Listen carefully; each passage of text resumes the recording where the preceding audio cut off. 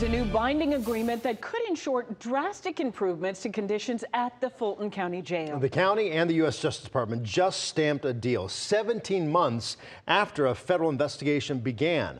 Atlanta News First investigative reporter Andy Parati is here to explain what all this means. Yeah, guys, so here's what happened today. The DOJ filed a lawsuit, and it was essentially settled on the same day. It's a consent decree or a proposed plan to fix problems at the jail uncovered by the federal agency, which largely found the county failing to protect people waiting for their day in court behind bars.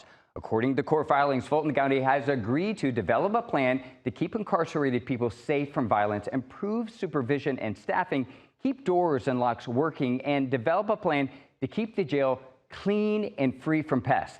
The enforceable agreement follows a DOJ investigation in November and an Atlanta News First investigation, both uncovering inmates dying from alleged abuse, stabbings, and medical neglect. Most of the dead legally innocent because they were waiting weeks or months behind bars due to a court backlog. If approved by a judge, an independent monitor will assess the implementation of the requirements, issuing a progress report every 6 months.